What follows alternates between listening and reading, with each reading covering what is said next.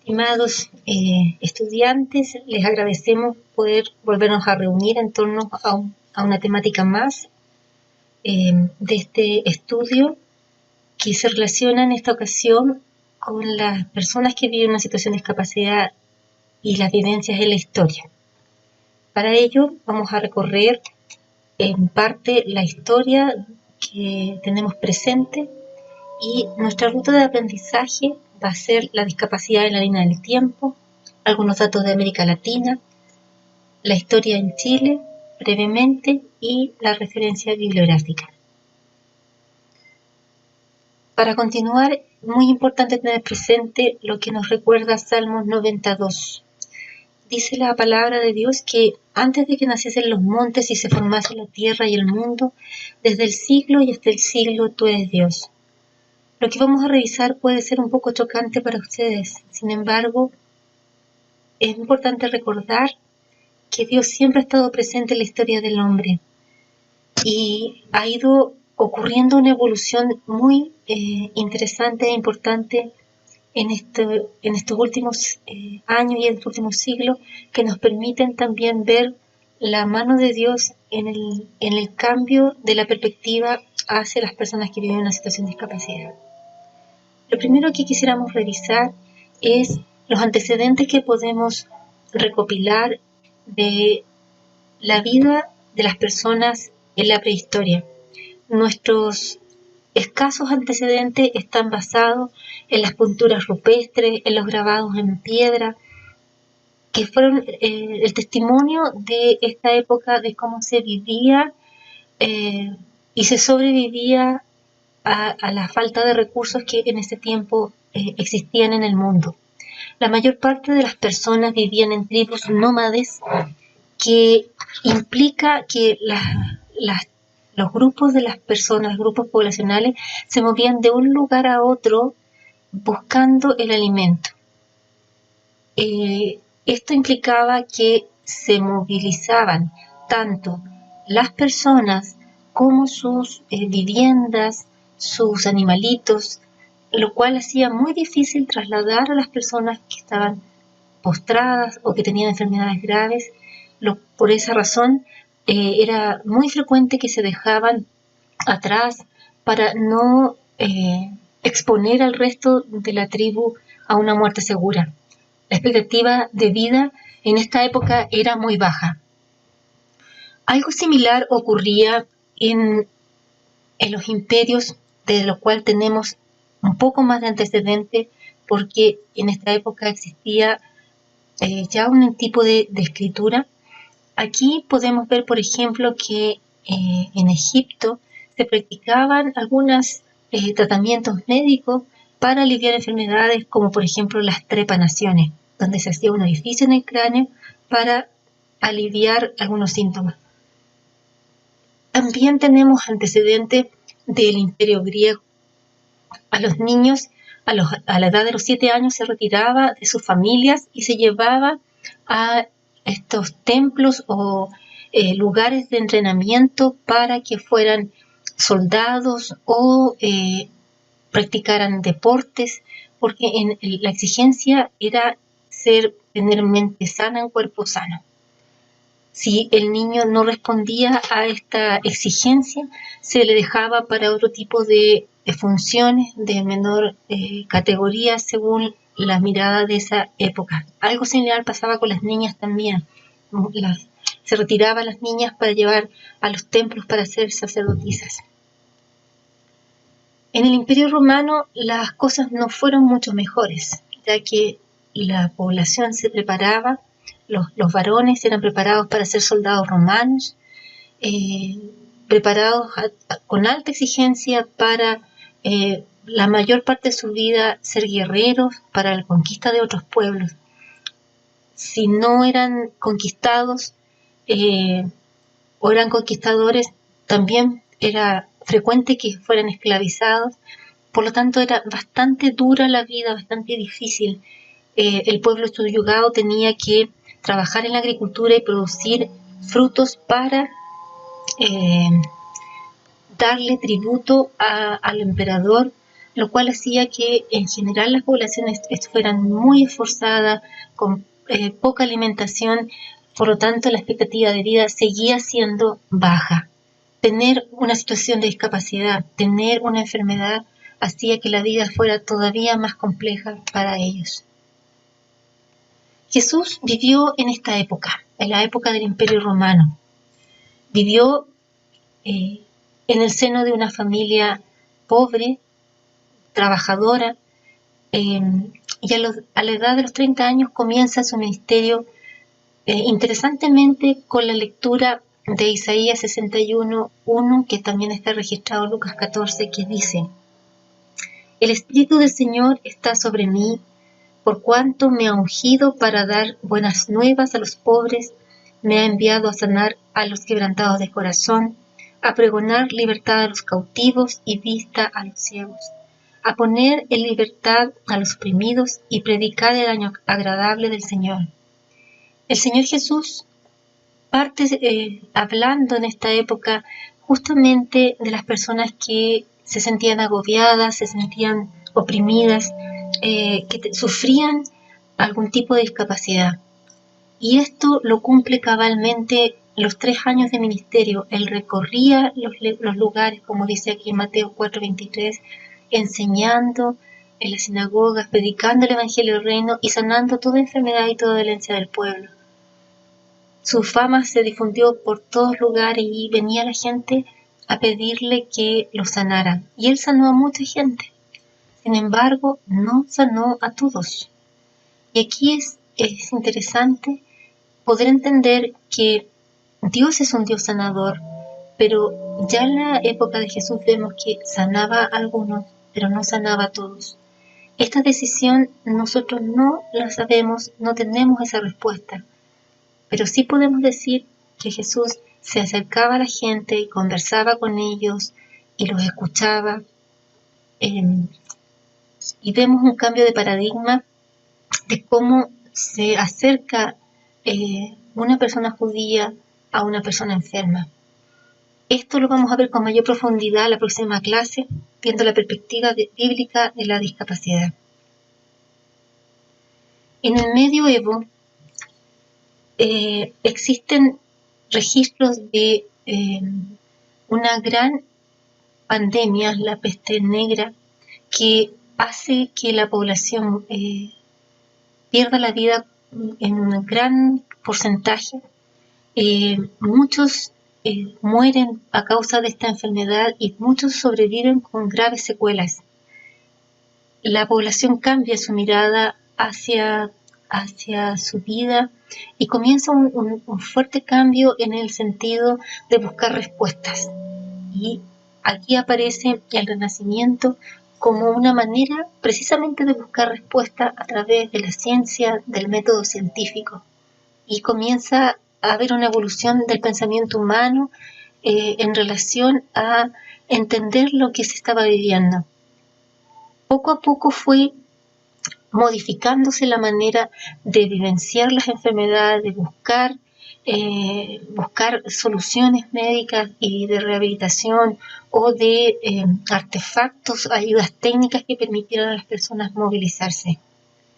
En esta misma época, a finales del siglo XIX, principios del siglo XX, aparece Charles Darwin con su teoría de la evolución, que habla de las especies, de cómo surge la vida.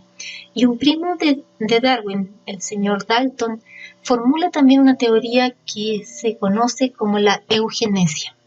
La eugenesia viene de 2 palabras, el prefijo eu, que es bueno, y genesia, de génesis, inicio, que habla de un buen inicio, de un buen comienzo. Dalton formula la idea de que es posible generar o permitir que la población tenga hijos sin dificultades, sin enfermedades.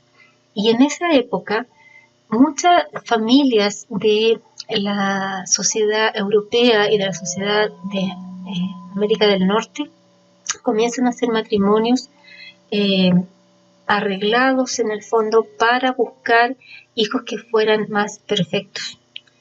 Esta idea no siempre resultó, pero sí que esta idea quedó dando vuelta y la toma Hitler durante la época de la Alemania nazi, donde se hacen muchos experimentos con las personas con discapacidad, con las personas con enfermedades crónicas, buscando alternativas para solucionar las enfermedades. La idea de Hitler era generar una raza perfecta, y para ello exterminó y autorizó la exterminación de todas aquellas personas que eran consideradas indignas, fueran alemanes o judíos, y con mayor énfasis hacia las personas con discapacidad o poblaciones que también no fueran consideradas aptas, como los gitanos o personas con alguna orientación sexual distinta. El nazismo refleja lo peor del ser humano en el desprecio hacia la vida. Una vez que finaliza la Segunda Guerra Mundial y al conocer las atrocidades de esta época, surgen los derechos humanos. Los derechos humanos fueron patrocinados por la Organización Mundial de Naciones Unidas, y su principal promotora fue la esposa del presidente Roosevelt, que era una persona que tenía una secuela de polio y usaba silla de ruedas. Y en esta Declaración de los Derechos Humanos, en sus 30 artículos, lo que se formula y se patrocina es que todos los seres humanos tenemos igualdad de derechos a la vida, al acceso al trabajo, a la educación. Esta declaración marca un hito importante de lo que significa ser humano en esta época, y desde esta época de 1948 en adelante comienza a haber una gran evolución en la mirada hacia las personas en situación de discapacidad, y comienza a haber una apertura, una mirada más humana hacia la situación de discapacidad, considerando que mucha población estaba en situación de discapacidad posterior a la guerra, tanto física como psíquica. Nos vamos a venir hacia América Latina. En América Latina, la CEPAL ha hecho varios estudios y, por ejemplo, una de las cosas interesantes que se demostró es que 90 millones de personas viven con discapacidad en Iberoamérica. Esto representa el 9% del total en el mundo. También la UNICEF, a través de las publicaciones que ellos han hecho, han fomentado que haya una mayor preparación para ayudar a que niños, niñas y adolescentes con discapacidad puedan mejorar su educación y su inclusión al mundo laboral. Quisiéramos destacar un poco de la historia de Chile en relación a la discapacidad, y para ello quisiéramos revisar el tema de la seguridad social. Los derechos humanos, uno de sus artículos habla de que los seres humanos tienen derecho a la seguridad social, o sea, que el Estado pueda entregar algunos beneficios que sean iguales para todas las personas. Interesantemente, las primeras leyes de seguridad social en el mundo fueron formuladas por el canciller Bismarck en Alemania en 1886. Fue pionero en este sentido de proteger a la población, porque hasta ese momento una persona que trabajaba y sufría un accidente perdía su rol de trabajador y su forma de ganarse la vida para su familia, y el empobrecimiento y la muerte eran muy dramáticos en esa época. Recién hasta 1942 surge otra propuesta de seguridad social en Inglaterra con el señor Beveridge, y estos dos lineamientos son los que están hoy día todavía vigentes en el mundo. En 1948, como ya vimos, en la Declaración Universal de los Derechos Humanos se incorpora el derecho a la seguridad social, al trabajo, a la educación. Chile fue pionero en nuestra región en relación a las leyes de protección para los trabajadores. En 1916 se formula la primera ley de protección hacia el trabajador, que luego fue reemplazada en 1968 por la ley 16.744, que sigue vigente con algunas modificaciones. Todo esto ha ido modificándose, incorporando los nuevos lineamientos de la Organización Mundial de la Salud, como lo que les acabábamos de mencionar, la Clasificación Internacional de Funcionamiento, que fue publicada en el 2001, ya que en esa época se logró unificar criterios a nivel mundial de cómo acercarse al mundo de la discapacidad desde las posibilidades, desde las fortalezas de las personas y no desde la deficiencia.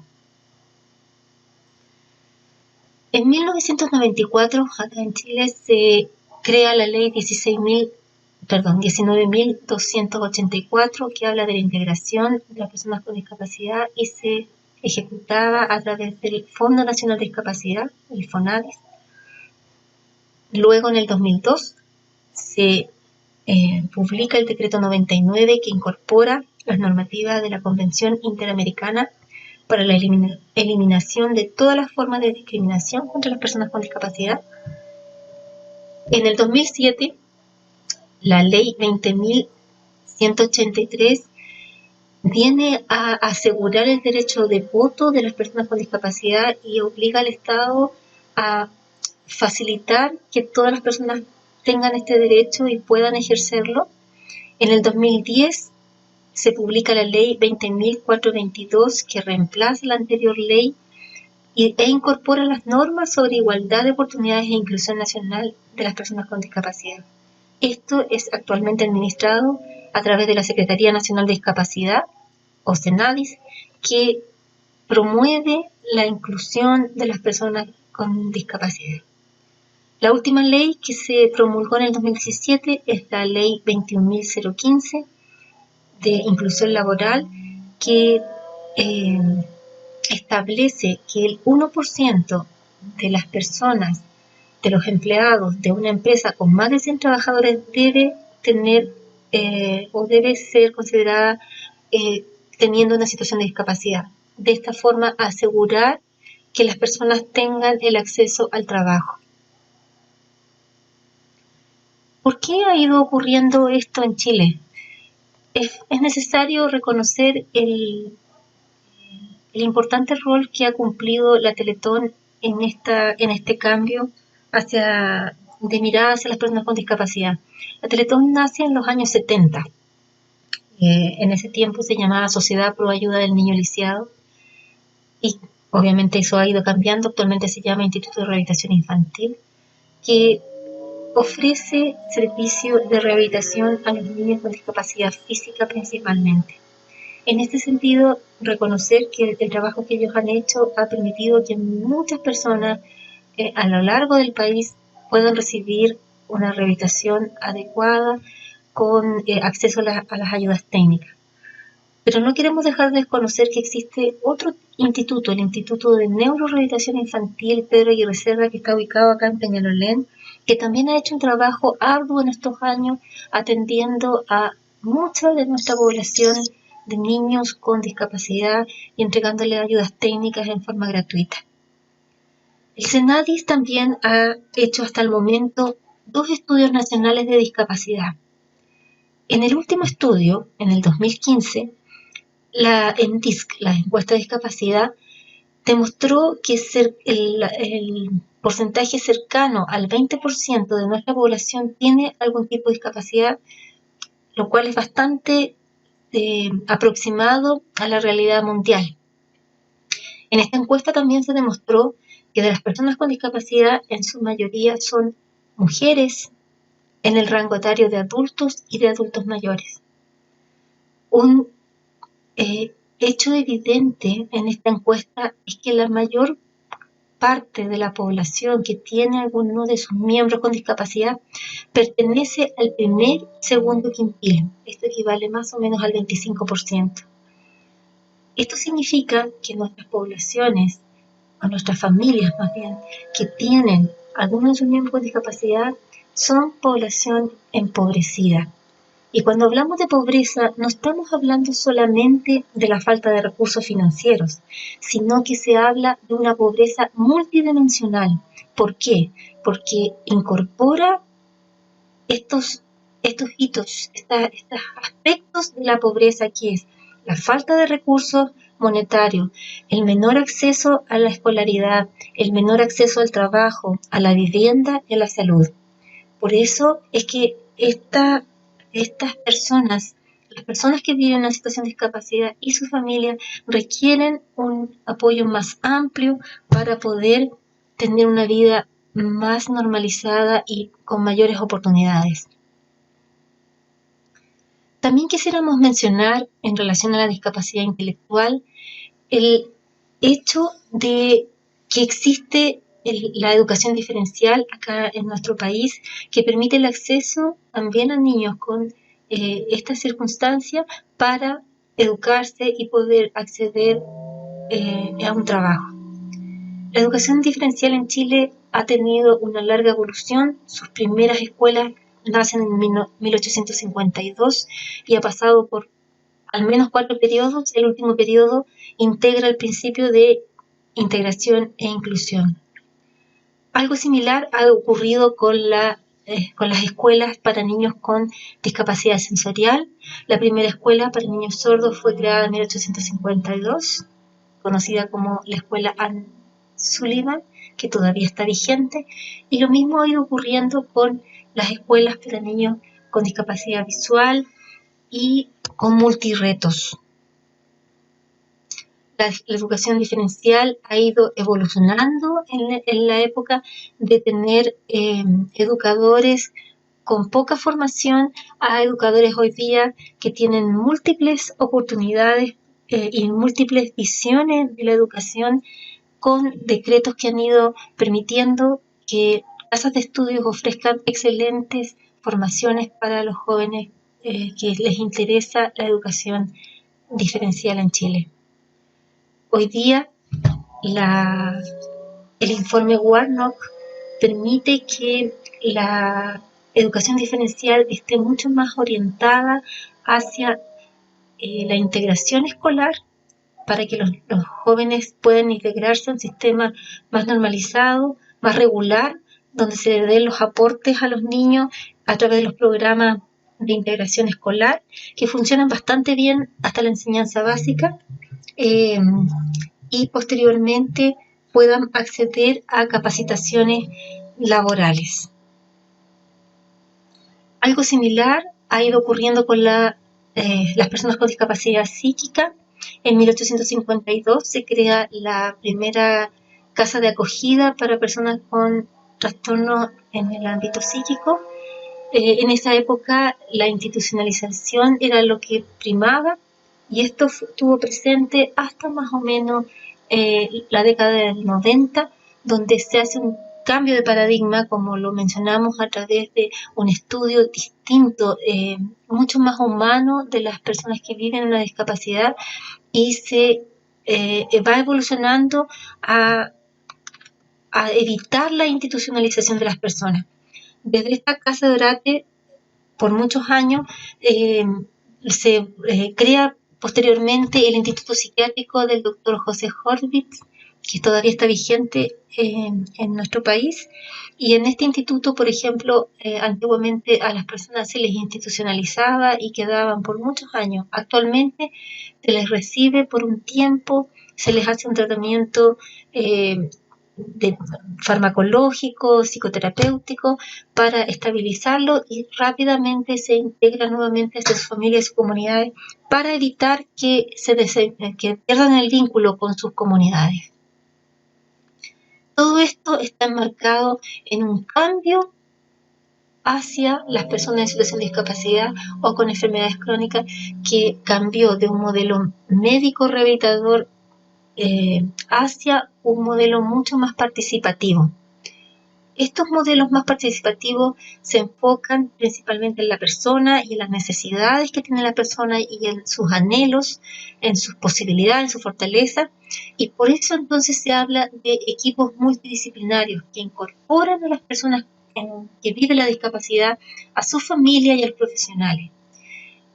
Prácticamente todo este mover actual de la rehabilitación incorpora fuertemente a la comunidad, lo que incluye a la iglesia, porque la idea es que las personas no pierdan su vínculo con sus familias, con sus comunidades, de tal manera de favorecer la integración, que no pierdan este vínculo con la comunidad y evitar el aislamiento.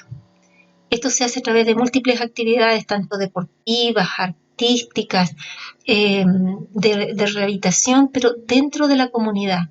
Y interesantemente también se incorporan los aspectos espirituales de las personas. Y cuando hablamos de espiritualidad, hablamos de toda la gama de posibilidades que la persona quiera acceder. Por ello es importante que la iglesia también comparta las buenas nuevas con las personas, porque solamente a través de Cristo podemos descubrir nuestro valor, incluso viviendo una situación de discapacidad. Es importante destacar alternativas actuales para capacitar, para aumentar la participación de las personas en situación de discapacidad. Por ejemplo, la Fundación TACAL. La Fundación TACAL tiene más de 30 años capacitando jóvenes con discapacidad intelectual y favoreciendo la integración al mundo del trabajo. Ellos se enfocan principalmente en jóvenes con discapacidad intelectual, física y sensorial, y en algunos casos psíquica. La Fundación Rostros Nuevos, que depende del Hogar de Cristo, trabaja principalmente con personas adultas que tienen discapacidad psíquica. La Clínica Los Juegos es una clínica privada que trabaja principalmente con personas con secuelas de enfermedades neurológicas, como accidentes cerebrovasculares, lesiones medulares. Las comunidades terapéuticas también están presentes hace muchos años en las poblaciones, incorporando a las personas con discapacidad psíquica para tener actividades que regulen sus rutinas. Y también es importante destacar las agrupaciones de padres. Hoy día muchas familias se han agrupado y han postulado a fondos municipales o del Estado para permitir que sus hijos puedan seguir participando en la comunidad. Esto porque la mayor parte de nuestros jóvenes con discapacidad intelectual participan en las escuelas especiales hasta los 24 años, hasta los 26 años, y luego se van a sus hogares y no consiguen un trabajo. Aquí la iglesia tiene una gran oportunidad de, por ejemplo, hacer un centro abierto donde se pueda atender a las personas que tienen una discapacidad intelectual o sensorial, o a un adulto mayor que permita en el fondo que participen en el día, que tengan una rutina más normalizada.